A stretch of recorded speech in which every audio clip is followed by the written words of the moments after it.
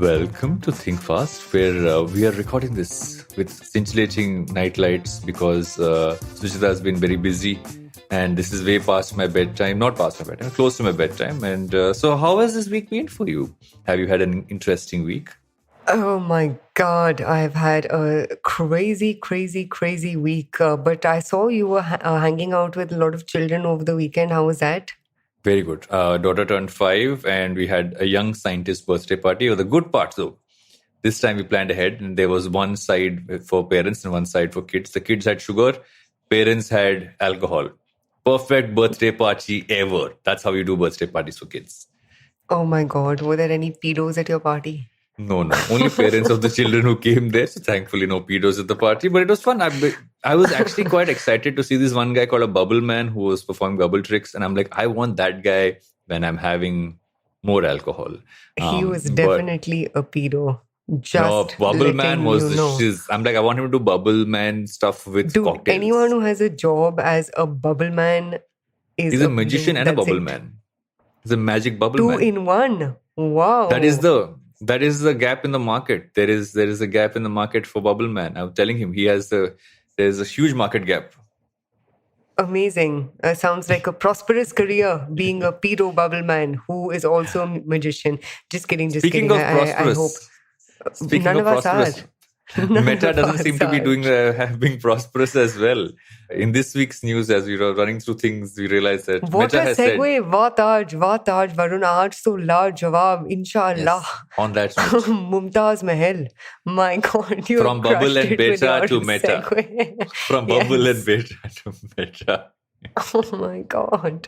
Okay, so tell us this meta news. I don't think this is like new news because I think all the big tech firms are all kind of like really signaling recession is around the corner. And so, they kind of flag that off. They're obviously seeing lower numbers. They're seeing, in general, there is a little bit of stress in the market when the big five are always talking about, okay, got to be controlled in hiring.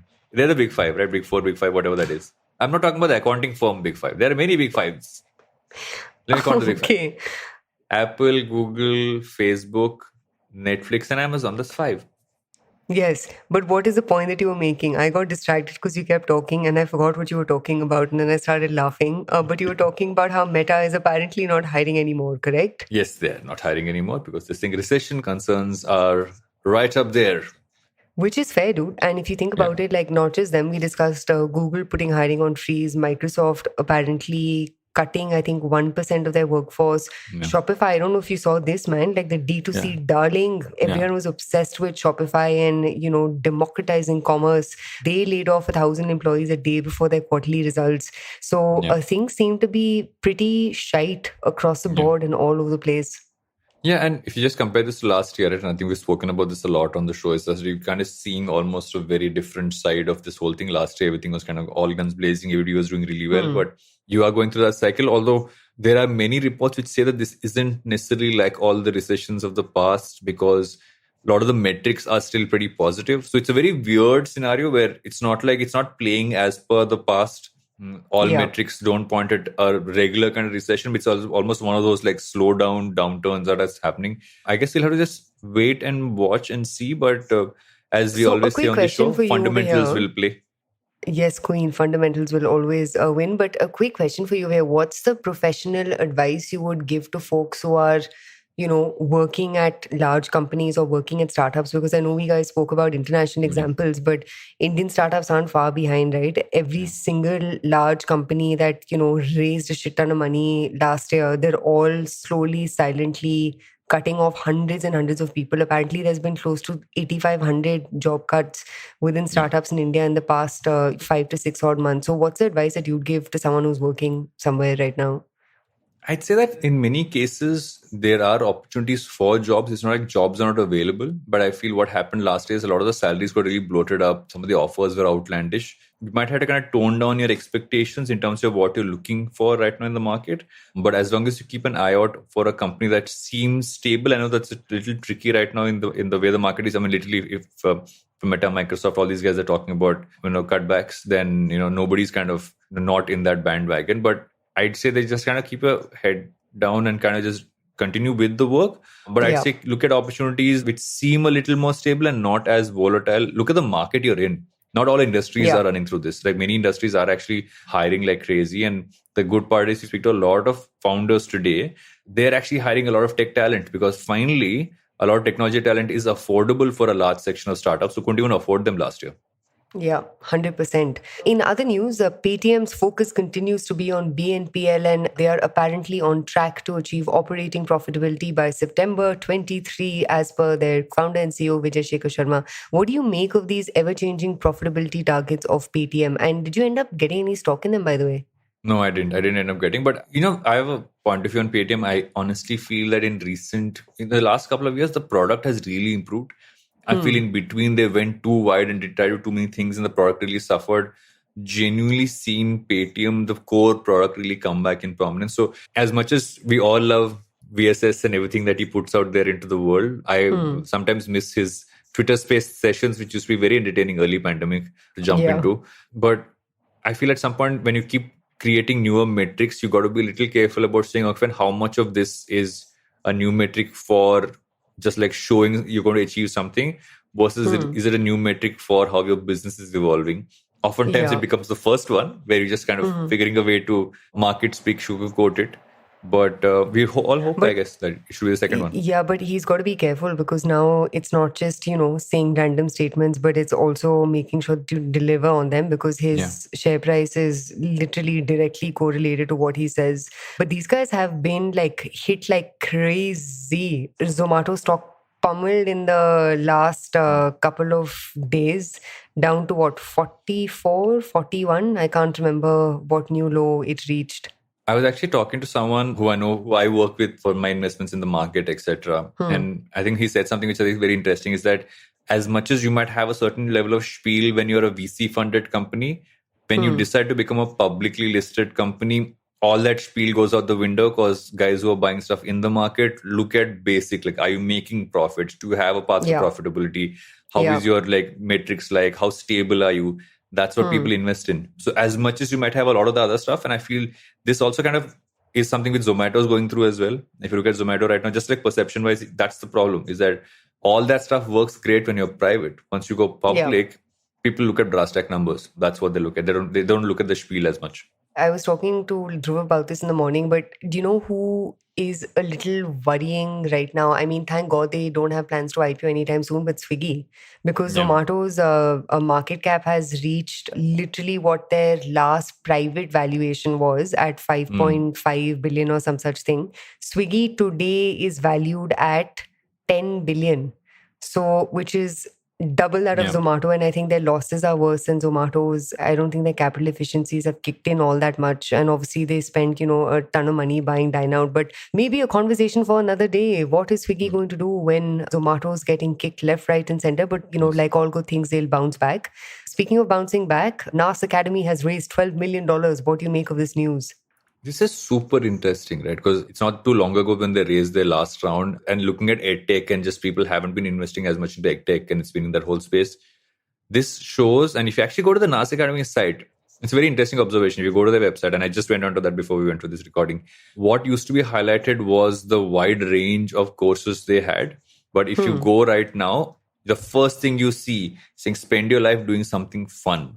No, it's basically learning. It's their flagship creator accelerator program. So people who want to learn to be creators, that's front and center. And if you go inside, there are more classes on business and like crypto and all that stuff. All that's somewhere hidden inside the classes section. But front and center, how can you be a creator? And that's actually the biggest gap in the creator economy, is that people who are trained to kind of really be the editors, camera people, data analysts, those are the jobs in the creator economy, and which is very, very you have to really look far and wide to find people. And most times you find someone super fresh and I would say unstructured in thought. Yeah. But this might be, I guess this could be one of the reasons why they got the funding. And I don't know about their numbers or how they've done otherwise. I have had a chat with both Nas, which you set up, I remember, a while back. Nasir. Yeah, Nasir. And a while back, even his chief business officer was on Advertising is Dead. And I spoke to him as well. And so they seem to be going after this in a slightly different manner with a community focus and just focus on the creator side. But it'll be interesting to see how this kind of scales up. Interesting note, Ritesh Agarwal is one of their investors. The and Oyo also has a guy. course on the platform. Yeah, don't The you remember Oyo. we had seen this last year when you were making notes for Exactly. your interview with Nas? Yeah. But makes sense. I mean, Lightspeed is an anchor investor in Nas Academy, and usually funds founders end up piling on, especially in these early rounds. So a Yeah. quick run through of the rest of the topics that we have here. Spotify has seen a rise in subscriptions and earnings. Congratulations. Netflix could learn a thing or two. An unending Series B, Jar's curious way to raise capital in a funding winter. I don't know if we discussed this article briefly, but Jar, which is which was touted as like that hot new fintech app, they've been listing themselves on AngelList and Let's Venture to raise a $50 million Series B, which is a little absurd because these platforms are usually meant for smaller round sizes, but never know if it works for them. It works for them. South Korea has virtual influencers. Kyra has South Korean counterparts. So interesting stuff there. And the last piece of interesting news that I found is this Kotak Hurun list of wealthiest Indian women. Are you on And it? guess Are who's- you on it yet? I am so far from being on it. I am like very accurately 10 zeros away from being on this list. But the people who are on this list are Roshni Nadar Malhotra, who of course is a chairman chief something majig of She's HCL the chief for Technologies. HCL Technologies. Yeah, and then of course you've got the Nykaa founder Falguni Nair, who is apparently India's richest self-made woman and the world's 10th richest self-made woman with net worth Well of, done. dude, listen to this, 57,520 crores. Okay, Varun, trick question. How many zeros are there in I'm not even trying. 57,520 crores? You can How do many it. zeros You are can in do it. 57,520 is what the question should be. 1 0. Oh my God. Yeah. So I think that covers the pieces of news that caught my eye, man. What about you? So yes, we're going to jump through a bunch of pieces this week. We're going to talk through this very interesting piece on how people can navigate marketplaces, considering so much of what is online commerce happens on marketplaces. As much as you talk about D2C, a large part of the commerce bandwagon is off marketplaces, right? So there's an interesting piece we want to run through on that front. We're talking about what seems to be our new favorite after MyGlam, which is Ola. What's happening with Ola? We're going to dig into that a little bit, as well as my favorite platform. All the people seem to be dissing on it, Instagram, and what happened with them this week with the backlash they got for the changes they're making. And then your favorite topic, talking about Indian coffee brands. Your second favorite topic after Indian tequila brands, Indian coffee brands. Yes, Queen. We will discuss that, and then we will end with recommendations. So that is what we're talking about this week. But before we do that, we'll take a break. Right back. Think fast. I don't know why I'm talking like that. But it's... Oh, I have a great recommendation. I realized it. I thought about recommendation before we go for first break.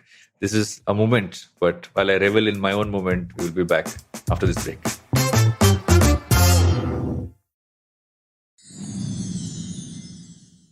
Welcome back to Think Fast. While we were in break, we were talking about how hot Ryan Gosling is. And Suchita yawned while we were discussing that. This is unfortunate. Do you know who is for not Ryan hot? and for Gosling? Do you know who is not hot? You from 10 years ago. We all saw that picture. Oh my God, bro. If it makes you feel any better, neither was I. But yeah, We all it aged happens well. All aged well. just like fine wine. Considering I'm almost like 2 weeks from 40 now. 2 weeks from 40. Damn. But before I go down that rabbit hole again, let's talk about marketplaces. Your favorite piece of information. I don't know. I just said that for I don't know what reason. No, it actually is. I'm obsessed with marketplaces and I like study and analyze them all the time.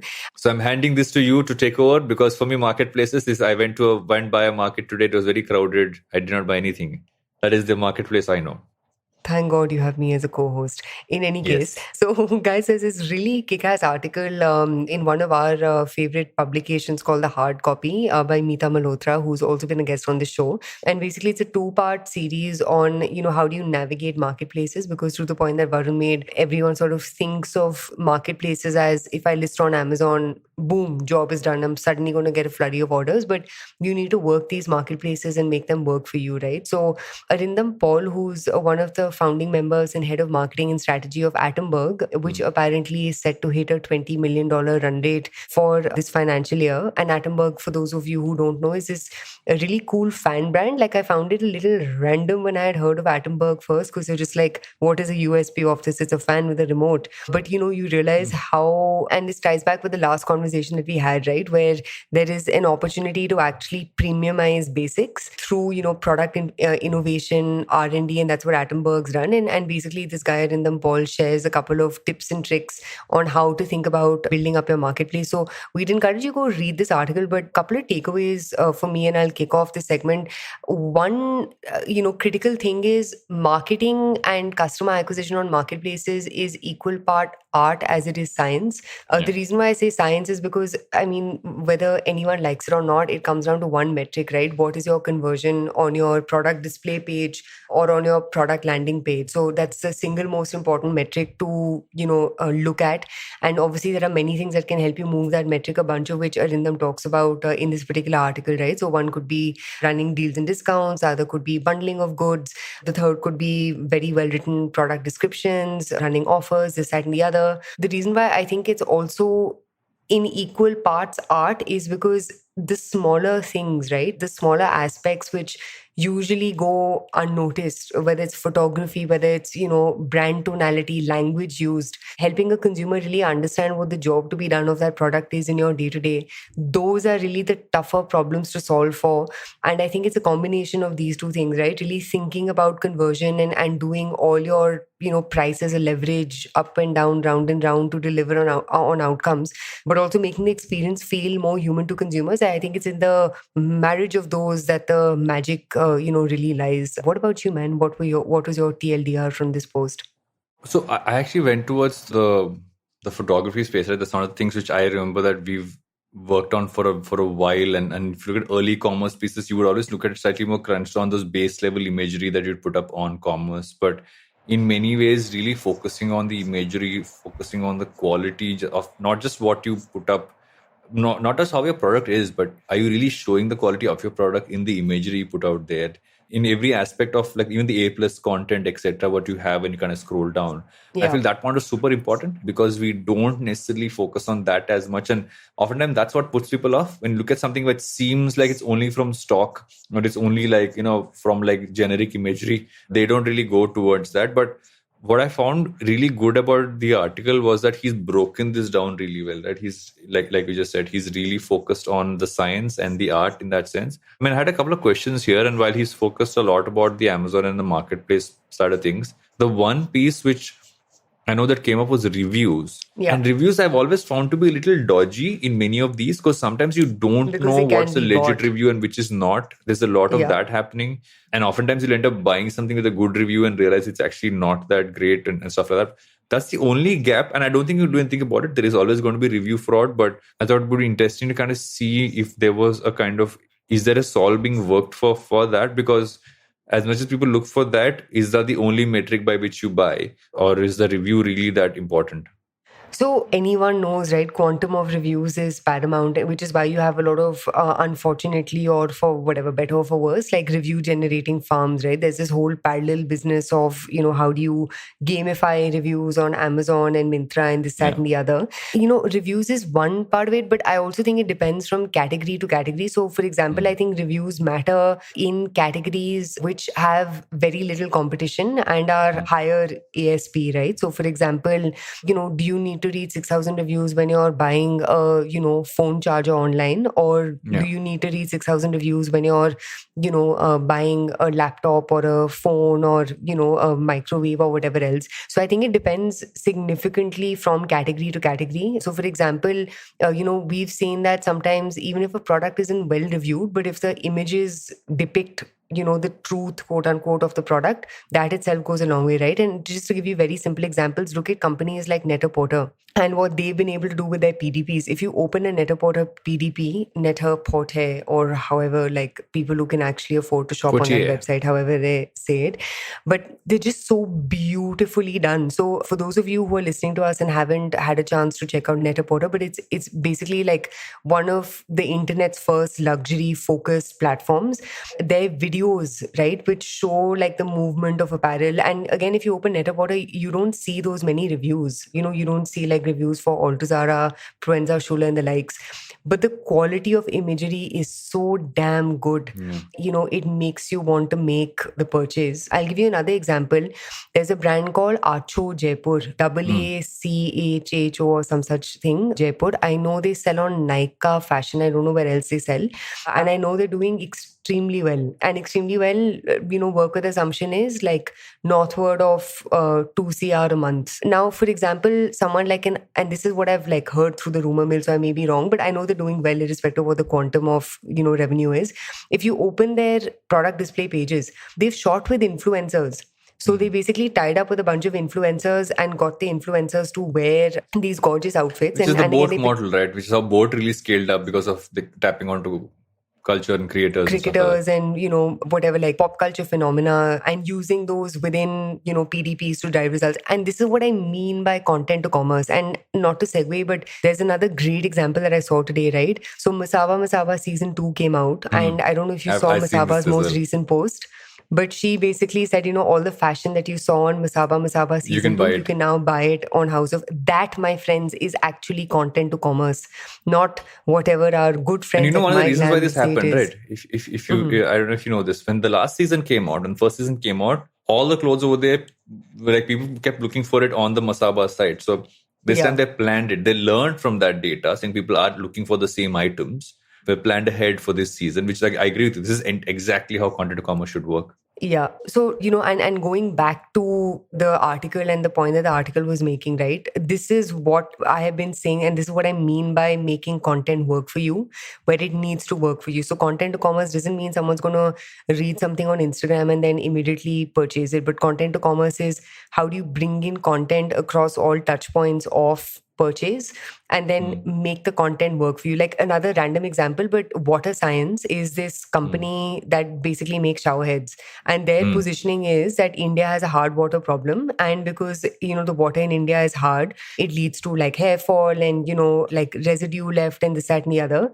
And if you open their PDPs on Amazon, dude, what beautiful PDPs that make hard water becoming soft water seem like, some Bhagwan has fallen from sky onto earth and like made this crazy conversion for you, and now you can live happily ever after.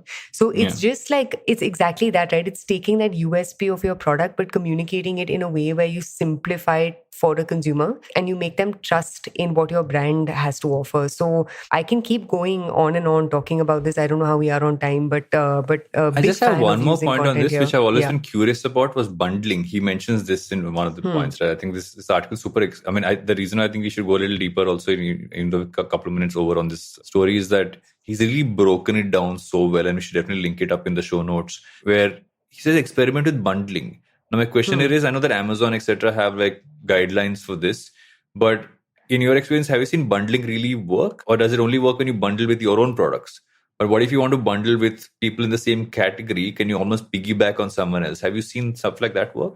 So in China, there's a very popular company called PDD that does this. Then obviously now you have marketplaces with owned inventory, which technically aren't really marketplaces. But for example, if you look at like a Blinkit, Zepto and the likes, right? They have their own dark stores and they make deliveries from there. So technically bundling can happen on a cart, even if it's from multiple different brands versus just, one brand. I think bundling works fantastically well if you are buying products that usually are bought in bundles, like a bundle of chaddis, right? Or like a bundle of socks, or like a bundle of tissue paper, toilet paper, soap, blah, blah, bullshit. So things that are genuinely bought in, in volumes, bundling generally works really well over there. And in China, PDD, Pinduoduo has made a business out of bundling, right? They've literally made a business out of everything from like group buying to gamifying the experience of buying basics at bulk. Another great example in the US, obviously not e-com, but Costco, right, is the mother of all examples of how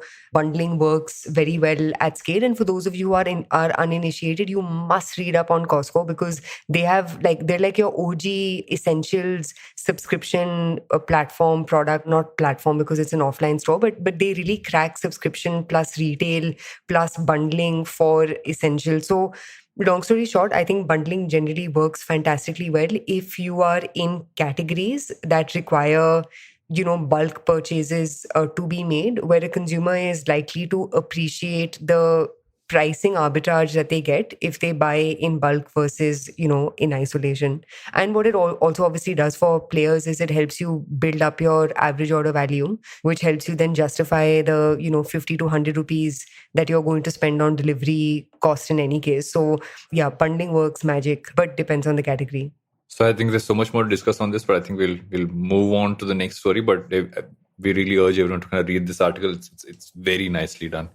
Moving on to what's happening with Ola. I don't know where to start on this story, because you've spoken about Ola in the past, and I feel like in many ways, if I look at it, everyone's trying to disrupt the EV space, really trying to push that ahead. You're seeing the conversations around EVs, especially like the fact that you have buildings talking about how do you build in chargers over there, to everybody kind of figuring out that they do want to get an EV in the building. You're seeing that really, I think, skyrocket in the last 6-8 months. That's actually been the big surge there because of companies like Ola who really pushed the narrative out there. Right? We've got to give them that in that sense. But if you look at it in the broader sense, what's really happening with Ola is that, there seems to be a lot of wrong going on inside, right?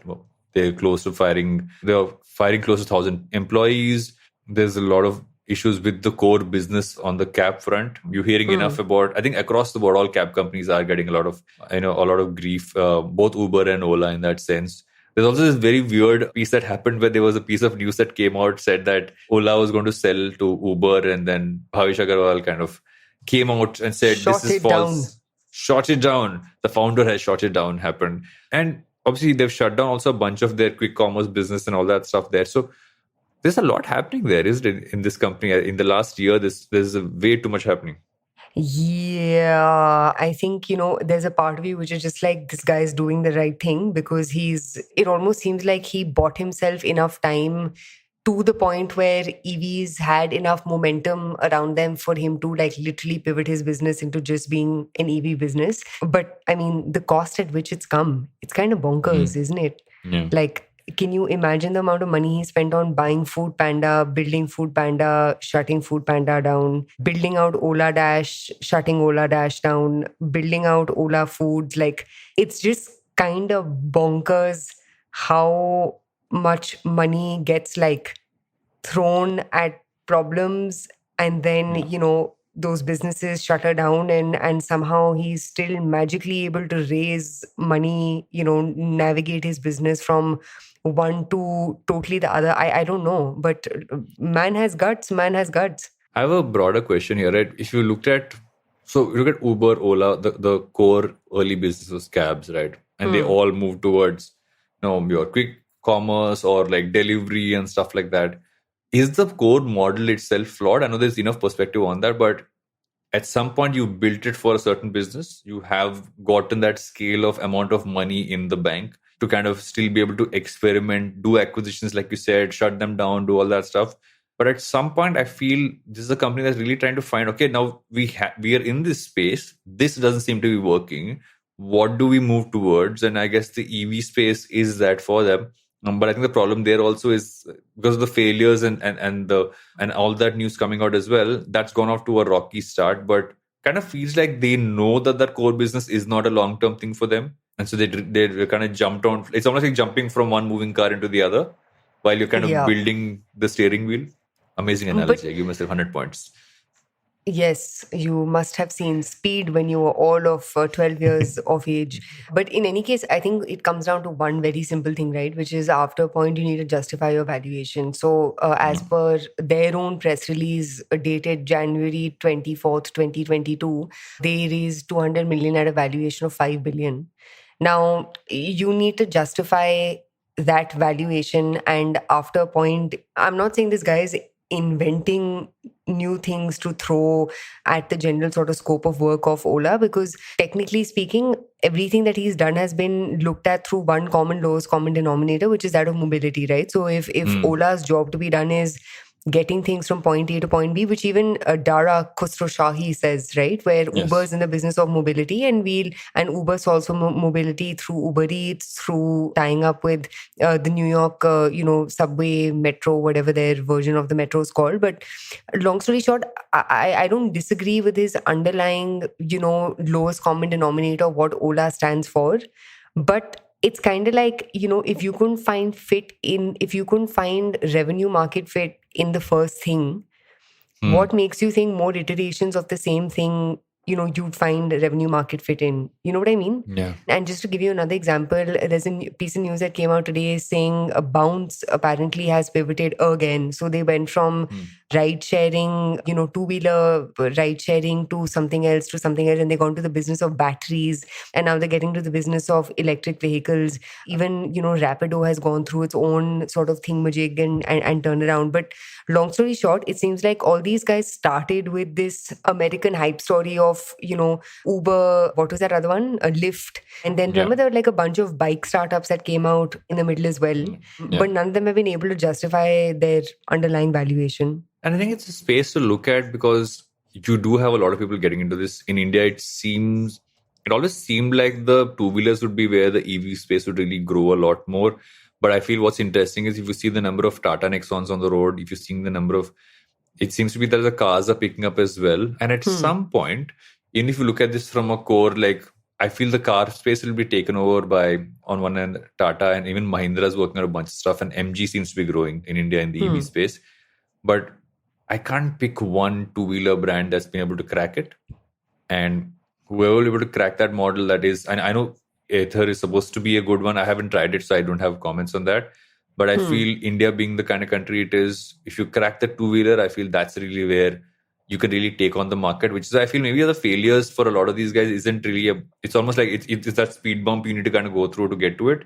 So I'm super interested in seeing how this space evolves. But the problem is that if it's a two-wheeler and if it starts failing, there's obviously a lot of repercussions for people who are riding them, which is something which is kind of scary. And they got into trouble for that significantly with things catching fire and this, that, and the other. But speaking of catching fire, bro, Instagram caught fire. It was Instagram versus the internet on the weekend. But what happened here? But we will talk about this after the break.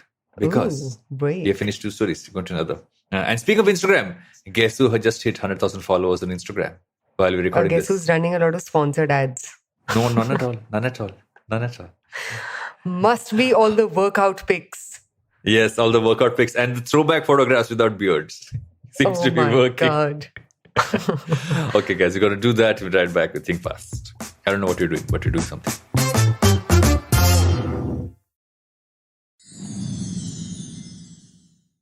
Welcome back to Think Fast, where we're talking about Instagram versus the internet, or rather, was it the Kardashians versus Instagram? Masala time for viral bayani, as we call it here, on this side of it. Varun, you're like the viral biryani of all things startup, internet. It's one of my things, bucket list. I want to be in one of those videos. I want to also be in Wumpla or like viral biryani and all that stuff. I thought I would be on it recently because I was at one of those kind of parties, but I was chopped out of the video. 100,000 followers. Oh my God, you chopped out of the video. I was chopped out of the video. Oh, chopsy. It is sad time in my life. You are digressing. What is the story about? So Instagram's been making this slow but very obvious change to become more like TikTok, right? And their whole thesis has been on the fact that the internet has moved from following people you know to discovering content you might want. So it's more algorithm based rather than follower based in that sense. They pushed out a bunch of new features, one of which was this whole full frame video / image thing, which pretty much made it look exactly like TikTok. They've anyway been giving most prominence for discoverability to Reels now.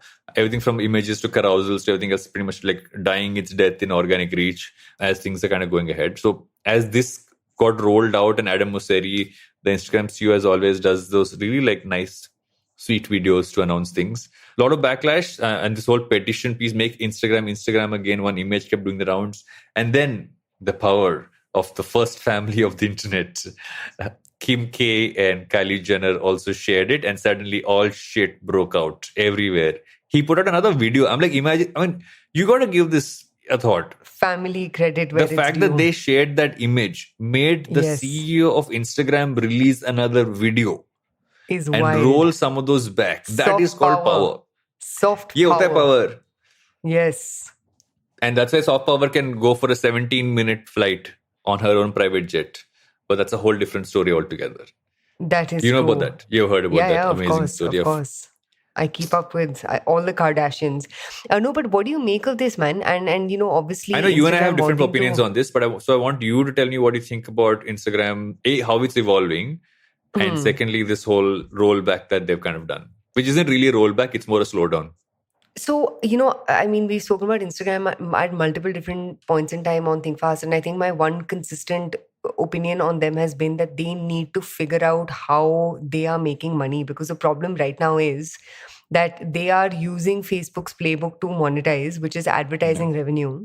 But if they genuinely gave a shit about beating TikTok long term, they would do what, you know, YouTube has been able to do, who we discussed in our last episode, or what even Snapchat has been able to do, or even what LinkedIn's doing, and really invest in building out a creator first platform with proprietary creators.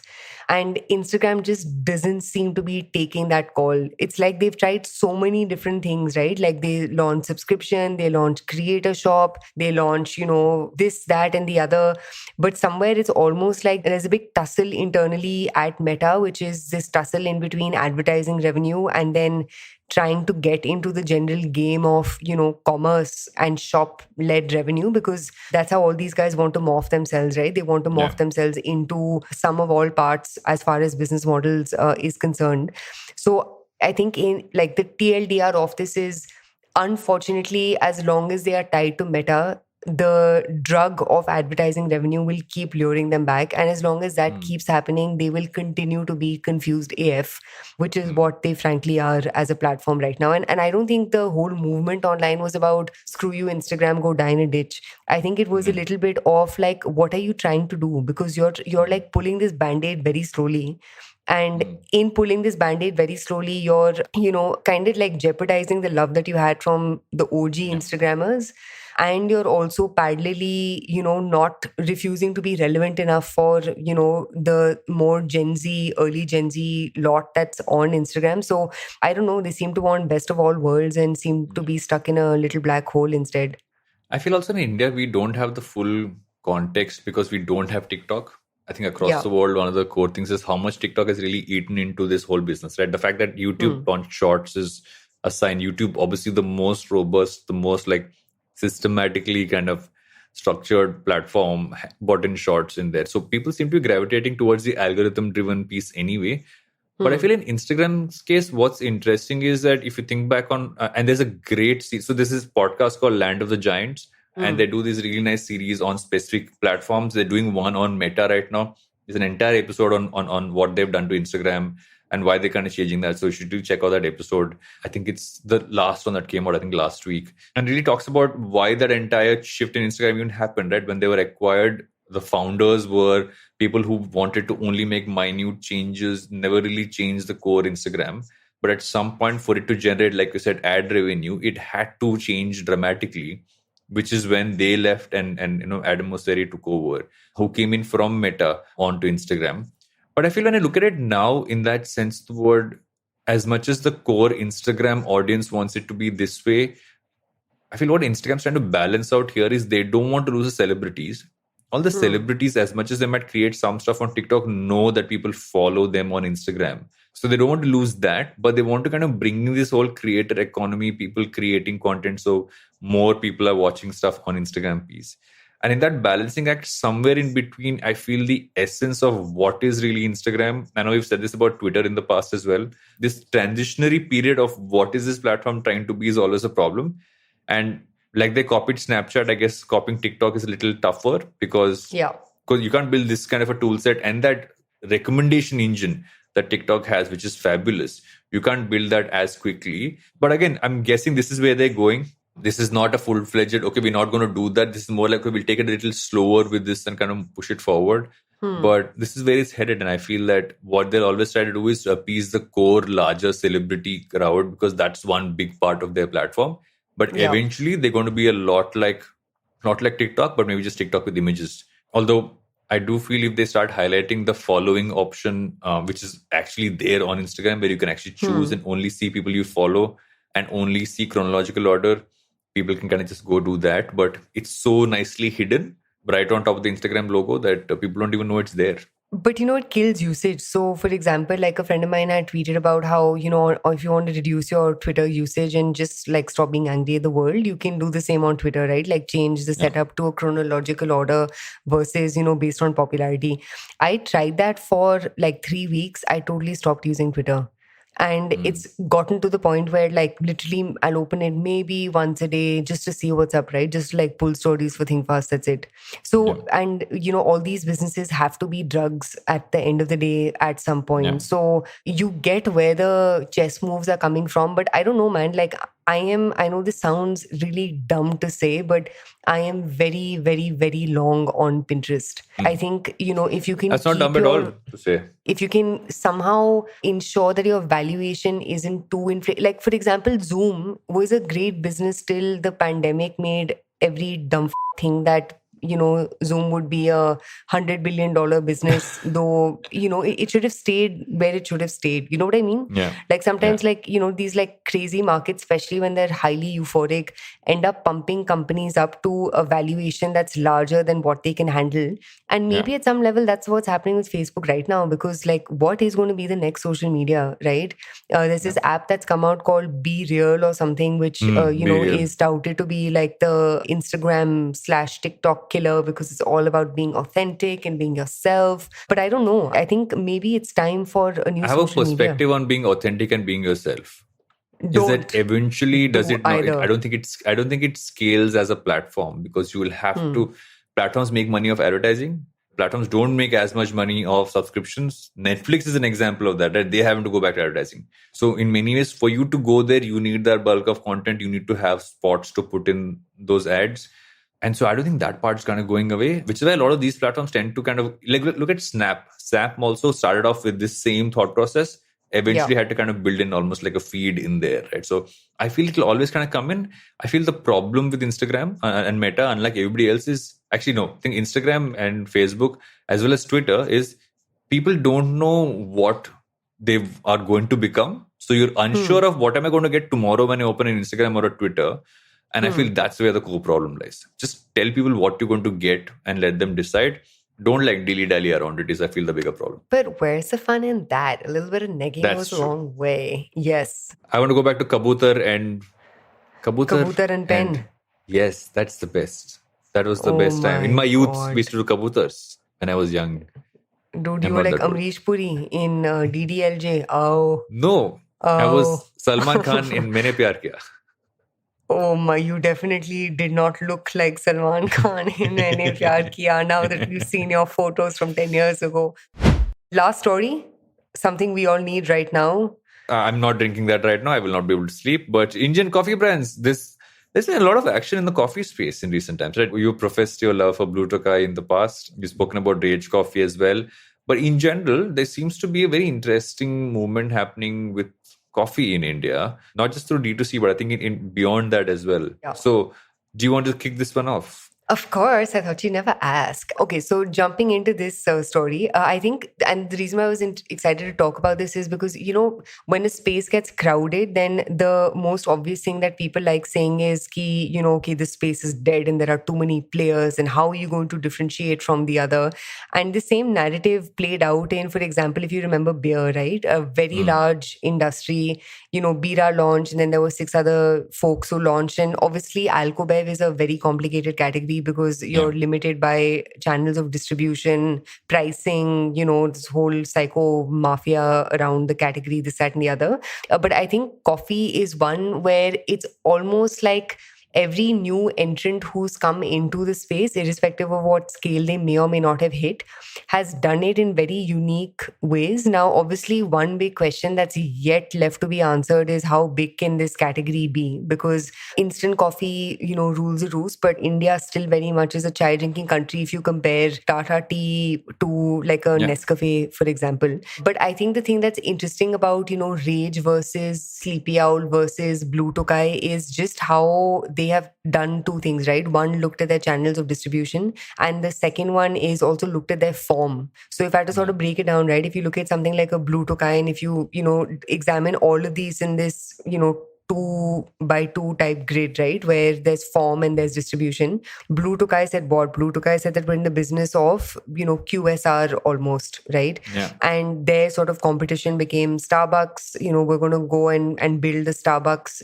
equivalent of India. Obviously, Third Wave is also now getting into their territory. But long story short, Blue Tokai said, okay, our form will be ready to drink coffee, made, fresh in front of consumers, and our distribution will be offline and retail. And they've, stuck to their guns on that. If you look at Sleepy Owl, their distribution has largely been omni-channel, where they've looked at both online and offline. They've done a healthy mix of like D2C plus marketplace plus retail. And if you look at their form, Sleepy Owl actually started as cold brew. Do you remember like their old school dabbas?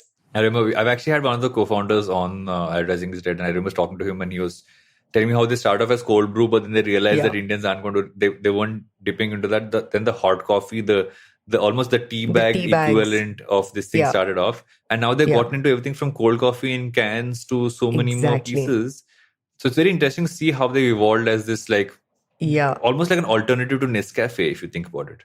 Yeah, and again, just experimenting with form, right? Like I remember when cold brew came out, it was the shit, because cold brew was like less acidic, easier on your gut, like easier to make, and it was bougie enough, right? Where you felt like you made an effort, but you didn't really make that much of an effort. And then enter Rage. Like Rage has just basically said, you know what?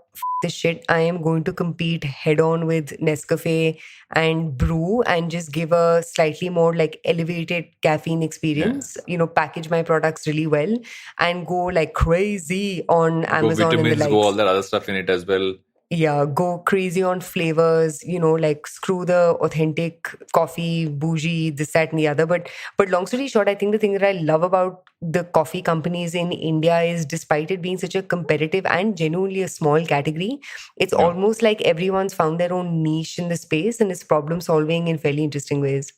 Yeah, and if you look at even the smaller ones, largely the cities have like your roasters, etc. over there. Well, they stick into the tried and tested model in that sense. What I feel is interesting about all of them is they've all found, while you said form, I feel they've all found their niches, showing that coffee as a category isn't a one size fits all. Not everybody has to do the cafe route or like, go Starbucks in that sense. But you can actually find different gaps, which, you didn't even realize were there till these guys build these products out. And you never know what might be next in that sense because of, and I find the Sleepy Owl and the Rage ones, the more exciting ones to look at, because they're not gone traditional. They're gone almost like, is this something a student would kind of pick up? Like I have a Sleepy Owl pack lying in my bag when I'm traveling, because most places when you go to a hotel has coffee you don't like, but I'd use a Sleepy Owl anytime.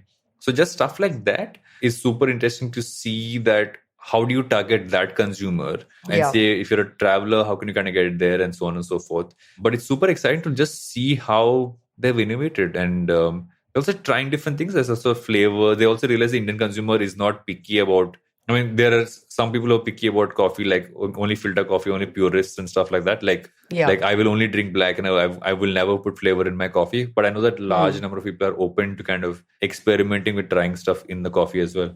Yeah, and a couple of different formats have come up over here, right? Like you've seen the purists find their niche in the form of like Koinonia coffee roasters or, Saverworks or Devan's coffee, so on and so forth. You've also seen the non-purists find their niche, right? Like you have Country Bean that also does a variety of flavors and fairly good, instant coffee. You've got Rage, and then you'll have 10 other, coffee brands that have come up in that cohort. And maybe I'll do some digging around before our next episode, but I'd love to sort of, maybe jump into have all of these coffee companies collectively actually help grow the market, or is it that the market just become fragmented where it's like, a bunch of different folks have different pieces and pies of an otherwise, fairly small market, but fun category, man, and interesting things happening The here. question I have though is this still largely tier 1 cities? Because like for instance, I was in Ahmedabad recently and someone for a meeting said, you want to catch up in Mocha? And I'd forgotten what it meant to go to a Mocha, right? Mocha used to be around a long time ago. And you go there, the Mocha in a city like Ahmedabad is exactly what it used to be back in the day in Bombay. But what people were drinking was largely, it was a lot of the frill around the coffee or anything else. Like you also had the foam, you had like this. I mean, the first thing someone said is the desserts here are really good. They didn't say the coffee here is really good. So I want to see how if this has spread wider than the core cities, how does that really happen?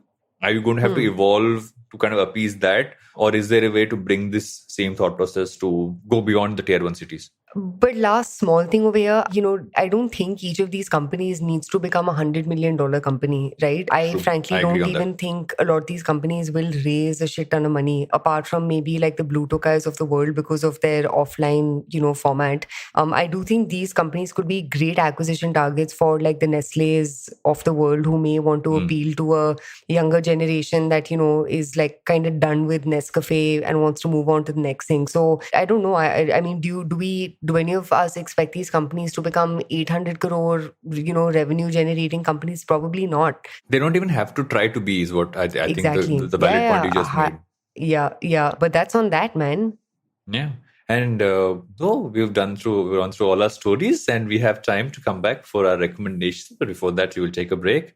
And since I thought about my recommendations early, we're going to give you more time to think about yours. But we will be right back for this after our break on Think Fast.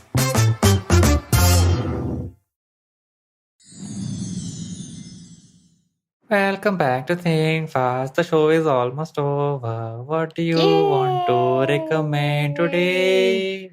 Yeah, amazing. I should be on Saregamapa. I once won state level 3rd prize in Telugu film song singing competition when I was in 5th standard. There's a reason why you won 3rd prize. And I'm glad. But guess how many people competed in that competition that day? 5. 4 people. 3. Oh my God. See, that's the part of the story that you should have left out, Mr. Dugirala. That's about the story. I'm honest and authentic. You see, that is my core. Oh my God. Just like all the influencers on Instagram. But I have a recommendation. I thought of one already because we spoke about coffee. There is this excellent instant coffee brand which obviously sells on LBB. It's called VS Money. You guys have I love VS Money. I've tried them. I've tried VS Money. Oh my God. I'm obsessed. Like I am genuinely I love the story behind the brand. Obviously, I've heard of the story and blah, blah, bullshit. I mean, the story and all is cute, but you know what I mean? Like, I'm there for the coffee, man. Just kick ass instant coffee. I am so impressed with that brand. So VS Money is excellent if you like instant coffee and you can shop them on LBB. That's my plug. I also like the fact that when you order from them, I think if you order a pack, you also get the filter coffee, the glass. And this thing. So it's actually quite very cute how they do that.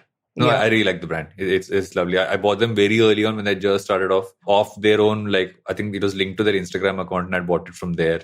And the founders were actually manning the Instagram account at that point in time. So I actually even had a chat with them saying, "Guys, this is lovely. I love the story. I love how the coffee is tasted." So yeah, it's good to see that they have VS Money have been growing. The homage to the founder's grandfather, if I remember right, is the coffee. My recommendation is The Grey Man. Have you seen The Grey Man on Netflix? No, but Ryan Gosling is very hot, so I may watch it just for him. So there's been this spree of really massive action movies on Netflix, which have at some point been a little flat because they've just been a lot of action and not enough depth of some sort.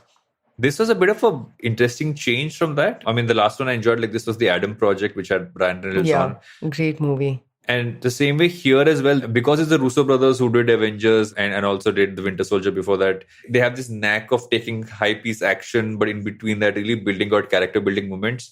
I mean, it's a great movie. They've already sanctioned a sequel, and I can't wait to see the sequel as well. Good fun watch.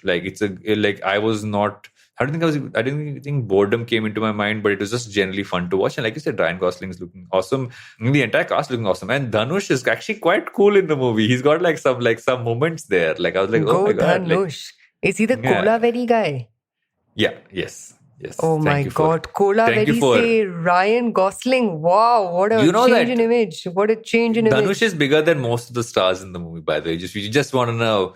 Dhanush might just be bigger in Yes, we global know standing. the South is ruling the roost. You know the South is ruling the roost when Mr. Karan Johar says no to nepotism and calls all of them on his couch and I interviews have a point them. of view on that. If you look at Coffee with Karan this season, it feels like the Yeah. most poised and refined and smart people on the show are all the South actors who are coming in.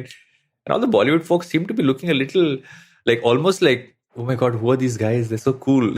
It's almost like Okay. that. It's I'm like, yeah, guys, the South is quite cool, you know. I'm We've not always going to been make cool. this, yeah, of course. You came third in a singing competition and the South is cool. That is our correlation in between one and the other. Lovely. And with that, what song did you Yes. sing, by the way? Why don't you close this episode out by singing us a song that you sang I when think you I came sang a song number called 3 Vareva out Emi of 4 Face, people? if I remember right. Okay. But I think copyright Please, issues will come up go. if I sing this. Oh, so there's no shit. copyright issues. I will not sing. But it was Okay. a song called Vareva Emi Face. It was a Telugu song from, I forget the movie, but it's a Telugu song which I sang. I will leave it at Lovely. that. Guys can YouTube Vareva Emi Face, and then you will, imagine that's just my voice singing it. I could have Of been a playback course. singer. Sounds the same. You could have been so many things, but guess what you're Yes. doing on a Monday evening? You're recording a podcast with me.